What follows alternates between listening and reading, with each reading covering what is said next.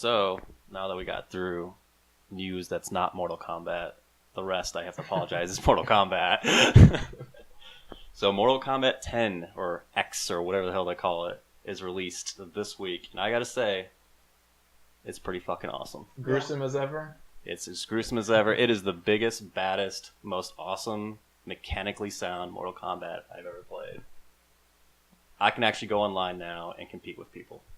So I guess it's a little easier now. So it's not so much dependent on special moves. It is more combos and then throwing in special moves now. But it is the most addicting gameplay. It's also a very meta game where they have a game within a game within a game. So you start off the game, you pick a faction. Everything you do in the game contributes to the faction score. They also have towers that are different. So originally in Mortal Kombat, you'd have one tower or towers for the difficulty. Now they have 3 rotating towers. So you have a tower that's basically a premier tower, which is it changes it once a week. They have a daily one, changes every day, and hourly. And what they do is they add different things to it. So like for instance, right now, the premier tower is you play as Goro, and you have to go and kill 6 different people as Goro. The hourly one, I played ones that are saw blades go across the screen every 2 seconds, and it can hit everyone, or tornadoes pop up at random. So they just do a lot of crazy stuff, or they drop bombs from the sky. So they just do all these crazy modifiers, and I have a lot of fun doing all those. But definitely I don't want to say it's the best Mortal Kombat I've played yet, but it's definitely the best mechanical and the biggest Mortal Kombat I've ever played. Gotcha. But yeah, I love Casey Cage. She's ridiculously awesome. A mixture between Johnny Cage and Sonya. Ridiculous. The combos she can pull off and how quick she is. And some of those fatalities. What was the selfie fatality is the best fatality I've ever seen, where she just beats this person's face off and takes a selfie, and then they have random comments at the bottom. And some of my favorite ones are like, Kano will say something like ASL, bringing that back, right? And then Sonya Blade, her mom, would be like, why is Kano on your Facebook? And like you can look off to the side. They put so much detail into the game, so it's not Facebook. It's called Friendships. Or Friendship, just like they used to be in the old Mortal Kombats. So they have a lot of like Easter eggs throughout the game as well that are really fun to find out about. I don't know if any of you have played it or watched it on the Twitch or the internet. Yeah, I watched some of your gameplay, and I think I watched a review about it a little bit just to see what was up.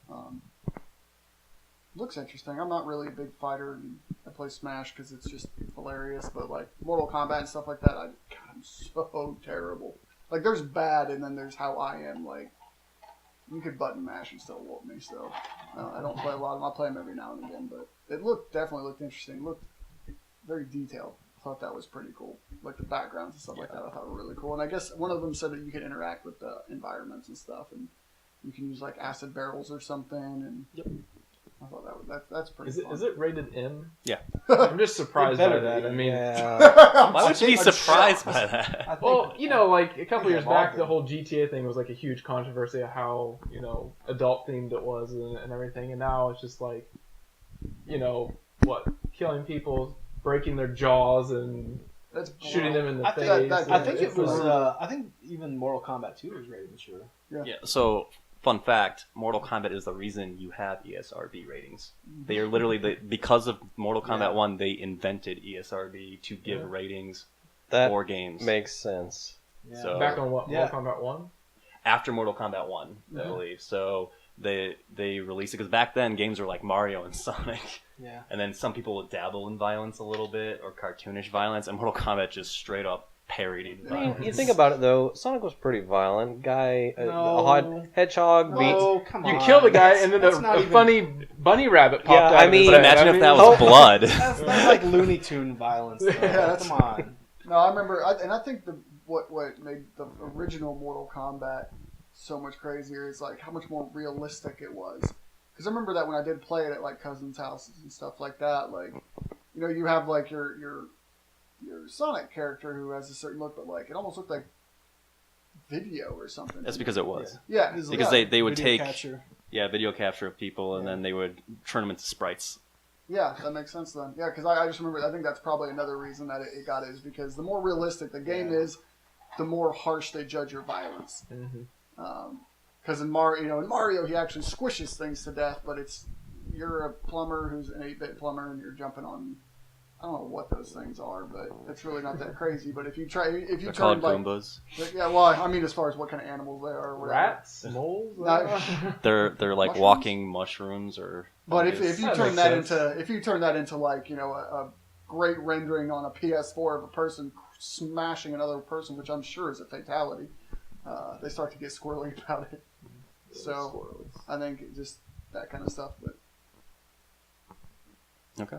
So next up, related to Mortal Kombat, Capcom and Namco, people who made Tekken there, and Street Fighter for Capcom, got into a Twitter war with Warner Brothers, who Warner Brothers now owns Mortal Kombat, about a tweet that Mortal Kombat released, which was like, now releasing the world's best and most favorite fighting game. And they stepped in and they posted basically something like numbers from VG charts that said, if you include Marvel vs. Capcom, actually we've sold more, and they actually put like the number they sold in the thing. But in order for that to be true, you actually have to include Marvel vs. Capcom. Well, that's true, but Capcom did get the Guinness Book of World Records award for best-selling fighter series. really, I mean, mathematically, they are pretty much within a million of each other. So, then but who's you the winner? can't account for the arcade days when how many quarters did people waste playing those games?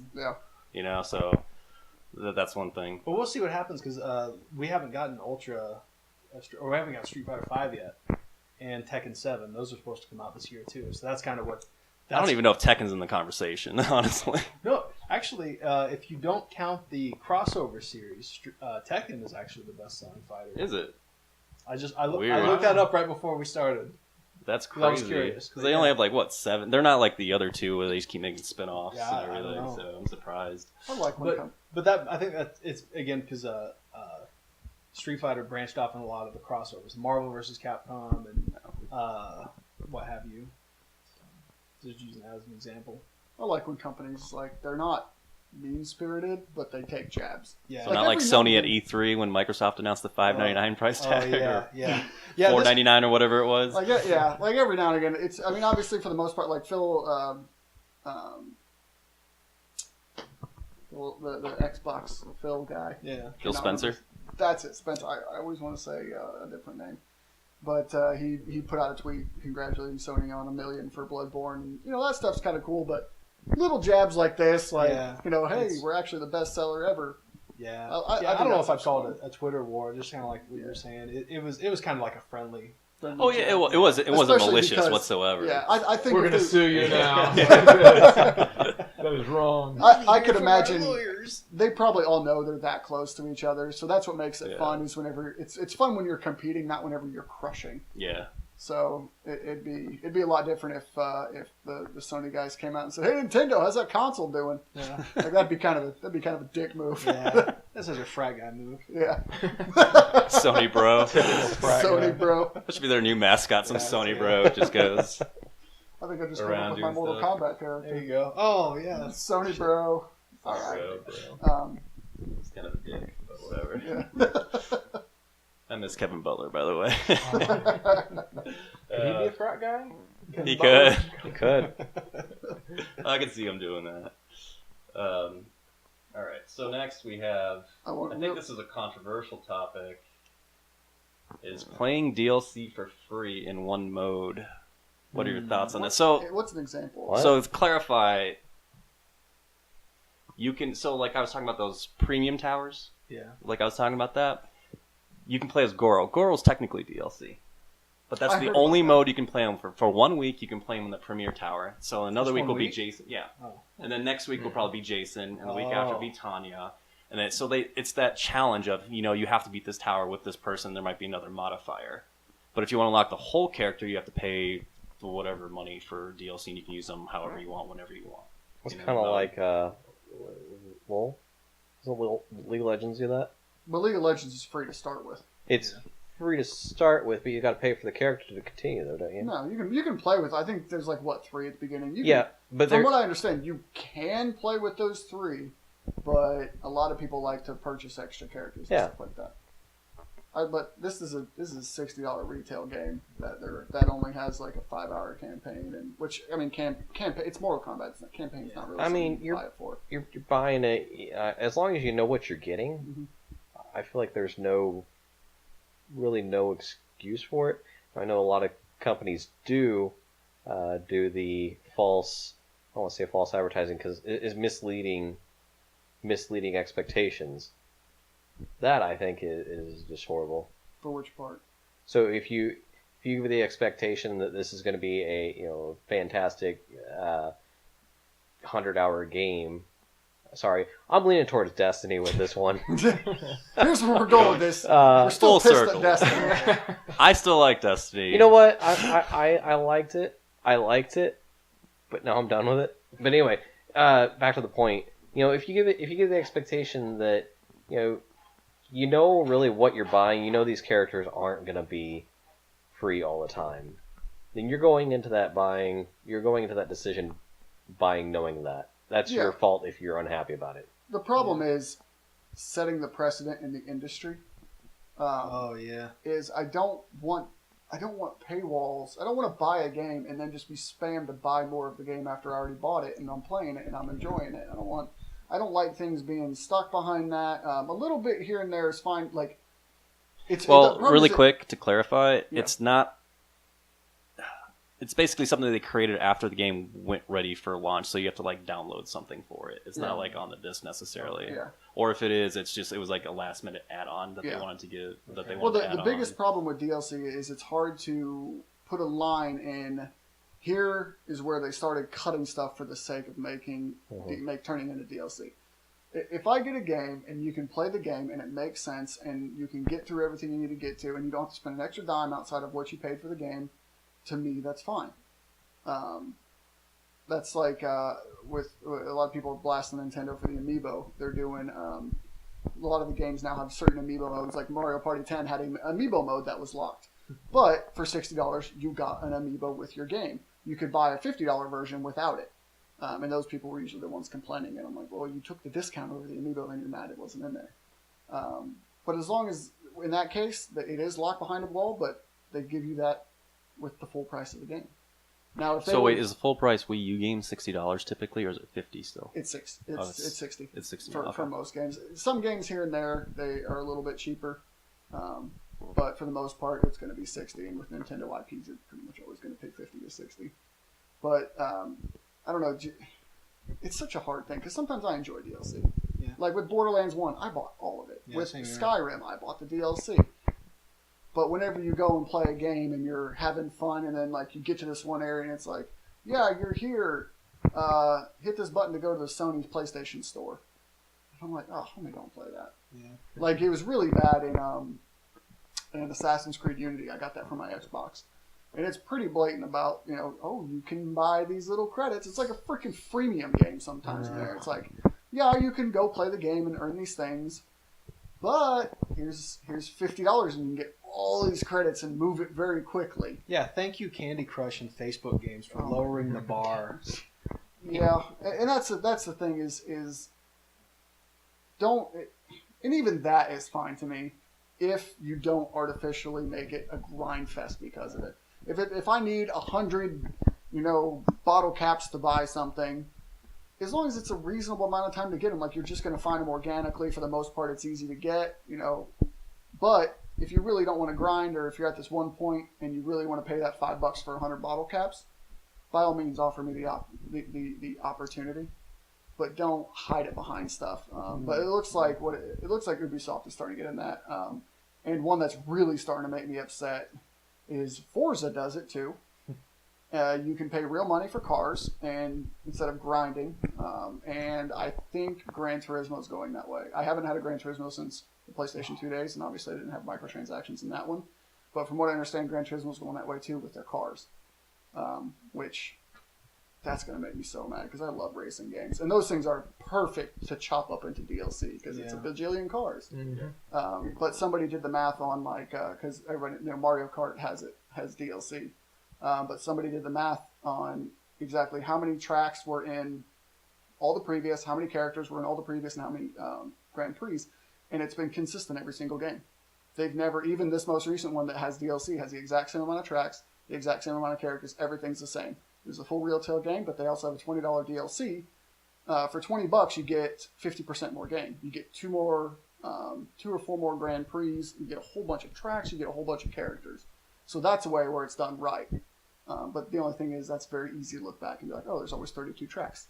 This one has 32. It's easy. But you go to a game like Mortal Kombat, you're like, well, they kind of had this then, this then, this then. I mean, did they do it or didn't they do it? So Yeah. that's my very long spiel on DLC. I didn't mean to take that from you. So What's the starting roster for using Mortal Kombat as an example? 24. 24. 24 unique different characters. Each one has 3 variations, which changes their move lists. I mean, on a plus, that's more than the first one had. I think they had 10, so I mean, Hey, we're making progress. Actually, that's actually pretty on 7. par for a lot of What is it, fighters 22 to have years 24. later? yeah. Yeah. So Smash has like 40. I will give you my 2 cents on this. I'm fine with it. Yeah.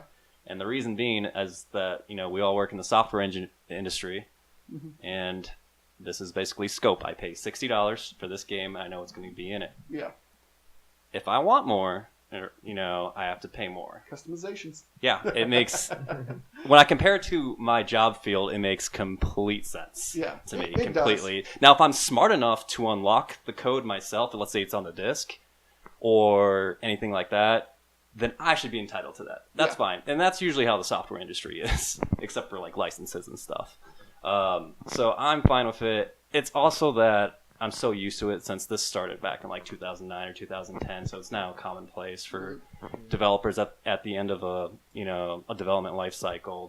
They'll put their game for certification, and then they'll start working on DLC. And it just happens that they come out roughly at the same time.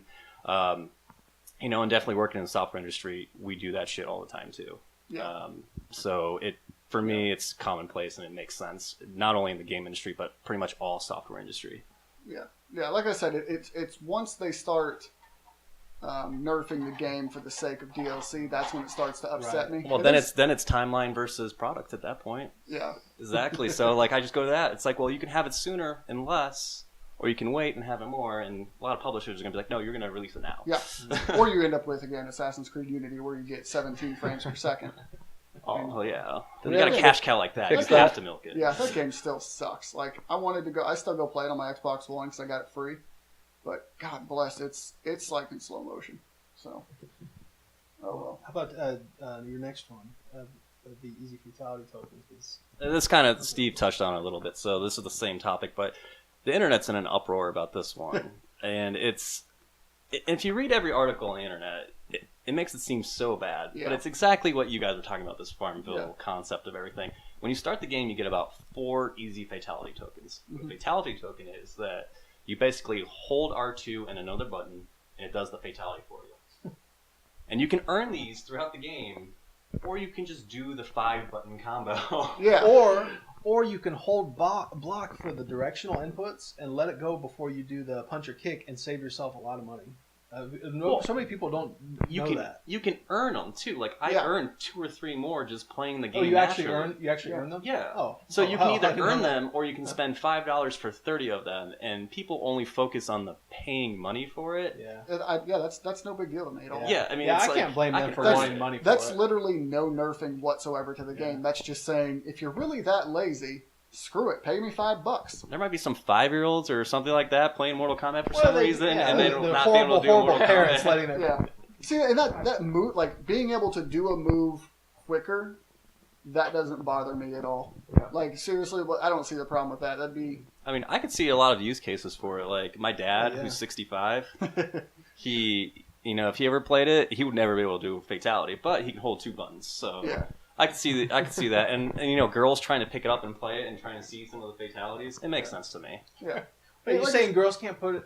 I mean, typically, it's stereotype, right? All right. Okay, that's a Yeah, debate for another day. On that one, we are going to Yeah. keep moving. Yep. Sorry, girl viewers out there. Yeah. So here's a section, an announcement. Well, one thing we want to do here, and this goes back to Brett going to be playing some Last of Us. I want to start something we call kind of the hater review. Basically, it's each of us have our preferred games, our preferred genres, things like that. So what it is taking a game that has a really high review score. We're going to use Metacritic because, I mean, as much people hate it, it's probably one of the best resources for something like this. A game that, at minimum of 85, we're going to shoot for 90 plus. And then one of us is going to play that game that is not really our favorite genre. So Brett isn't, his first choice for gaming isn't going to be zombie survival horror games or stealth games, things like that. So a game that's rated 95 on Metacritic, very high. I think it's like number 49. He's going to play it, let us know if it really is, if it's something that somebody who even isn't really a fan of that genre could enjoy. A completely unbiased, Yeah. recommendation. Well, you're biased against zombies games, so you have to unbias yourself. Well, it's to see if if it's good enough to hold up to more than people who just like the genre. Yeah. And we're going to stick with very high rated games because we don't want it to just be a confirmation series. Like, man, a bad game's bad, super surprise there, or a mediocre game's mediocre. Like, it needs to be something that's been universally panned as a very good game. We're going to try and stick with newer games because some games, as good as they were 10 years ago, really didn't hold up to time as much. I honestly beat Halo 1 for the first time this Christmas, and it was a fun game, don't get me wrong, but nowadays, Halo was copied so much that all the stuff that made it crazy and revolutionary, I'm just like, good God, not only was I used to it, but I expected more stuff because it's been a long time. So I'm excited for that. It'll be a few weeks before Brett gets around to being able to actually put that in, but it's something that we definitely want to start, and I think would be an interesting way to review some games. So. All right. I think that's our news segment, unless you guys got anything. No? Okay. All right, so we're going to go into our next segment with the Mortal Kombat theme here. Nice. Is we're going to actually create our own Mortal Kombat characters here. We're going to give it a name, backstory, attire, what they look like, sketch, special abilities, moves, and at least 2 fatalities. So does anyone want to volunteer to start, or you just want me to start? Yeah, you can go I'll ahead. let you start. Okay. All right, cool. What? Go ahead, Scrum Master. All right, the Scrum Master will Scrum go Master because I Rich. wasn't listening to people apparently. So, my character is Xander Fang. Xander Fang? Yep, just pass that around. Xander Fang is a Doberman Knight from Outworlds, Outworld. and they're part of a rebel group against Shao Kahn and his order. Are these real things or are these made up? Outworld is real if you ever play Mortal Kombat. Okay. Real. You It's a can real see how place. much I play Mortal Kombat, so It is real in Mortal Okay. Kombat, not in America or the world. I'm kind of disappointed. Yeah. But relieved. Shao Kahn is the emperor of that world trying to take over Earthrealm. So, Earth. Earth. Welcome to Earth. Sorry. the Polish speech impediment comes to play. So, anyway, so they're just rogue rebel group that tried to take out Shao Kahn from the behind the scenes. So you never really see them in the original Mortal Kombat games. So what they look like, basically, honestly, they're basically Terra from Kingdom Hearts. Okay. I'm laughing because Brett's stomach is growling. You drew that after you played that game, didn't you? Yeah, so I instantly got the idea from Kingdom Hearts 3. So basically, I don't mesh. feel too bad for mine now. Yeah, exactly. So it's a mesh armor, and he's got a sword coming out of one arm, and he's got lasers and all this fun stuff. Because why not, right? Yeah. Lasers. Yeah. So what do we have? So his moves, he has shapeshifter hands that can do crazy combos. He has a blade spin similar to Baraka, where he just spins and lets the blade cut people up. He's got a digital sword slash that would slash across the screen. And you can do a jump attack and do a 45-degree angle. He has a crazy double uppercut move where he uppercuts a person and then as they're falling, uppercuts them in the head again. He's got a slide grab where he slides, knocks a person over, grabs them by the leg as they're over his head and slams their face into the ground. He's got a digital spear that's basically like the sword. He's got a laser leg spin kick. So if you ever play Jack and Daxter, he's got a spin kick where he basically has like one leg straight out. And then he jumps in the air and spins. So it's like that, but shoots lasers. He's also got... I don't know if this is... No, this is not a fatality. He's got some kind of Skrillex move where Like drop the. Oh yeah, Really? so he's got a move where he basically puts one hand over the other and he just goes like this, really quick, and it just shoots out like little discs and hits the person. So is it DJ too? Yes, it's the DJ. Yeah, that's exactly what it is. Like By the way, Yeah. disclaimer: I was listening to Skrillex while making this character sketch. Playing Mortal Kombat, Play- listening to Skrillex. Yeah. just finished Kingdom Hearts. Okay, I'm starting to see a pattern here. His X-ray move would be: you kick him in the shin, you kick the person in the kneecap, you kick the person in the head. As they're flying in the air, he takes two swords and he hits them into the ground, hits the feet into the ground, and pins them to the ground. And then he does an uppercut from there, so the person can't go flying anymore. So they go back, hit the ground, and then go face plant forward because of the ricochet. And then, so it kind of would be like that. I don't know if you guys ever seen Teenage Mutant Ninja Turtles 2, the movie. Yeah. You know, the beginning scene when they're in a toy store and Donatello is just like bouncing back and forth like this. A Weeble. Yeah, a Weeble thing. Yeah, those things. So it'll be like that. Weeble wobble. Yeah. The two fatalities. Number one's called Kibble and Bits. He throws a dog bolt between the legs of the person on the ground. And then, if you guys ever seen the Resident Evil movie, the first one, he'll actually put out his arm and press some buttons on his arm, and then a laser will shoot out like a grid. And the grid will just cut the person into a bunch of little chunks and land in the dog bowl, and a bunch of Doberman dogs will come out and start eating all the pieces. That was a weird one. And my second one is called a skeletal ectomy, where basically he uppercuts with his blade arm, grabs a person by the spine, like towards the neck, and pulls the entire skeleton out of the person's body. I think that's it. For some reason, they put him on a stick for some reason, and I don't know why. So I guess it's like a museum thing. So you put him on a stick, and it's like a museum piece at that point. But Sure, why not? yeah, sure, why not? That's what I came up with listening to Skrillex. So. Wow. I'm gonna follow that because mine sucks. Might as well get it down after that one. Jesus. All right, so what I have is his name is the Conductor. Oh yeah. And I know where this is going. people should know where this is going. He is the conductor of the hype train. Choo choo.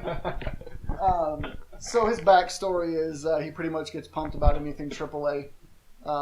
Shrieks at the sound of an EA announcement, that sort of thing. The attire is, your standard Turtle Beach headset, probably a T-shirt with the Xbox logo, probably some Dorito stained hands to that effect, and some cargo shorts with nothing in them. So his special abilities, he has special abilities and moves. It's obviously going to be gaming focused. He kind of has like the scorpion or the little get over here sort of thing, but instead it's actually a game controller that he wraps around and he shoots at you, throws it at you and wraps around and brings you back with it. That sort of moves. He's sort of like a whip-like character. That's what he uses. His main thing. It's kind of a smack you all around. I don't have all the crazy moves thought up that Rich has, but that Should have been listening to Skrillex. I was not listening to Skrillex. I should have listened to Skrillex. That's where all the power comes from. So those are his move style. He's basically a distance character. He's a ranged character because you get close and you're just going to break him. He's very frail. No glass sunlight. cannon, huh? Yeah, he's a glass cannon. He's very, very pale. No sunlight. My two fatalities. I am super excited about these ones. So, the first fatality, whenever he throws something out, it looks like he's about to do his little whip move to grab you and bring you in to kind of slap you up a little bit. But instead, he throws out and hits the ground, and you realize these are train tracks. And in the background, you hear little choo-choo. And then he jumps up into the air and lands in the front of the hype train. And it just railroads over your dude. Takes him, just blows him up into a million different pieces. And the second one is called... I don't really have a name for it, but it's... I guess from what I learned from the reviews, I guess you can get these like power-up bars. And the more power bars you have, the better move you can do to them. This is the super move. What this is called, I remember the name of it now. It's the overhype. So what happens is it starts to, whenever you enact the move, what happens is these little like quips above your head will start appearing, like Halo Killer and best game of all time, and all these little notes will just pop up over your head, like in kind of quick succession. And then whenever he unleashes his move, it's a bunch of like, they look like little pieces of paper or something like that. So he shoots them at you like a shuriken, but they're review scores. And they're really low. It's like a 67 and stuff like that. And it's just he's shooting little review score, really low numbers at you. And then that kind of just cuts you all up to pieces. So you know, whenever a game gets overhyped and it comes out, it's a flop. So that's his second overhype scenario. So that's my character, the conductor. The conductor. Good stuff. So those are your fatalities? Those were my two fatalities. You get hit by the hype train, or you get cut down by the low review scores. Those are pretty good fatalities. I got to give you that. The overhype. I like the overhype. I was thinking about that one today. I'm still thinking about the hype train. The hype train's pretty awesome. All right, Rankin, I want to hear yours. Oh. Where's your sketch? See, here's the thing. Okay. Someone told me to do a sketch, What had happened was... and I got totally excited by the sketch, but I didn't even think about the second part about thinking of his abilities. So I'm going to make this up all as we go. All right. That's the best The time. handy dandy sketchbook here. All right, let's see it. So my character's name's Cluck. He is a 6-foot chicken. Chicken man. Why not? Hold on, was this from like the Cuccos from Zelda? You know, we're going to get there, but Okay, good. but Angry chicken. yeah. So really he's very simplistic in his combat. There's nothing else. Yeah, there's more. Well, I was working. There is more. It's a flip book. Yeah, so he's very simplistic in his attacks. It's really just melee attacks. You know, elbow blades, really feather blades, but that's really most of his melee. You know, as far as fatalities go, he's got a screech ability similar to I'm gonna forget her name. Sindel. Thank you. From Samsonite. Every episode. from the Sibyllus. from the third Mortal Kombat, I think it was. Yes. Yeah, since that's the last game I actually played with Mortal Kombat. So he's got like a screech, kind of like hawk screech with that, and then as Steve so pointedly mentioned, really his second one is after basically he just lets the person attack him several times, and all of a sudden I'll come in a swarm of Cocos from You gotta have them. obliterate him. But no, actually, it was more my chicken obsession that was the inspiration for that. My chicken obsession.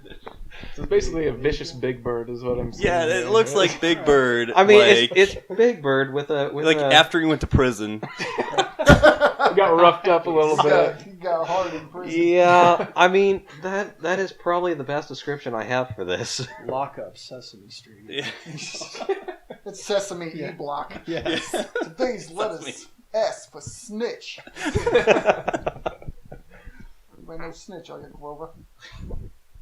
All right, I'll go next. So my guy is named Dragox. So I'll pass around he's half dragon, half man. So he's got kind of the Sub-Zero kind of attire, but then his head's a dragon. Like Trogdor. Yeah. Kind of like Trogdor with the big arm, the muscly arm. Yeah. Burninator. Why isn't he not a playable character? You know that what? could be That's cool. I think copyright. Yeah.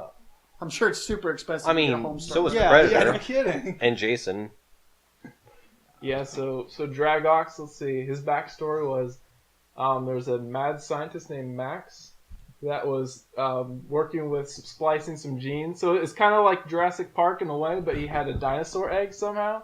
And he spliced the gene and turned himself into a dragon. So, the dragon and Max, his name's Dragox. So, Nice. of course, he spits fire. He's a dragon. So his fatality, I only got one fatality. So his one fatality is what we call shish kebab. And he takes his tail and he stabs it through the guy's legs and up their body. And then he burns them as he rotates them and makes a shish kebab. That's actually really good. Make up a second one on the spot. The second one on the spot is he stabs him with his wings. He's got these little spikes on his wings. He stabs him in the throat, rips his head off, and then probably burns him to death. You know, because he's a dragon. So that's number 2. Nice. Well, my guy, I feel like definitely should be DLC, especially with all the addition of these movie characters. We're getting a little cocky here, aren't we? Well, just wait to see where I'm going with this. It's the best character ever. Let me introduce you guys to a guy by the name of Jack Burton. Jack Burton is a truck driver of the Pork Chop Express, and he helps his friend Liu Kang. He helps Liu Kang rescue his green-eyed fiance from bandits in a San Francisco Chinatown, and they go into the mysterious underworld beneath Chinatown, where they face an ancient sorcerer named David Lo Pan. Shang Tsung. His special attacks include his submachine gun and his tactical knife throw. His fatalities being 1, he runs you over with his Pork Chop Express truck, and 2 is his skull-splitting knife throw, followed by Jack Burton saying his trademark, "It's all in the reflexes." And you'll notice he bears a strong resemblance to Kurt Russell from Big Trouble in Little China, which if none of you guys have seen that movie, you need to see it right now to know where Mortal Kombat got so many of its early influences. That's hilarious. Has anybody here seen Big Trouble in Little China? Yes. No. Seriously. It's fantastic. Why is he not a playable... I'm serious. Why is he not a playable character? Because Kurt Russell's expensive. I guess so. I need to see the picture. Yeah, check it out. He, but not just like, go watch that movie. I mean, You'll quite see honestly, where, like, you have to see that movie. The first Mortal Kombat takes so much from that movie. Like, I mean, as an homage, I'm sure, but seriously. Yeah, I mean, the first Mortal Kombat was based off Jean-Claude Van Damme. Oh, yeah. And they turned him into Johnny Cage after the licensing deal fell through. But you'll see, in that movie, you'll see, like, where they got the idea for Shang Tsung and, like, some of the stages. And awesome movie. You know, I never even thought about it, but that actually does. It is. It's exactly. Isn't it? Yeah. Go see it. With the exception of the giant exploding head. No. That was what's her name's one of her fatalities where she made dudes like swell up and blow up. So that's in there too. I'm serious. Your mind will be blown. Yeah, I gotta go watch that movie again now. It's on Netflix. I gotta check it out. Yeah, watch it. It's awesome. It's one of those cult classics, but it's definitely when John Carpenter had to have Kurt Russell in a lot of his movies, like Escape from New York, The Thing. Escape from New York is basically Metal Gear. Oh, so video games love John Carpenter movies. Yeah, they do. Awesome. All right. So that's everyone.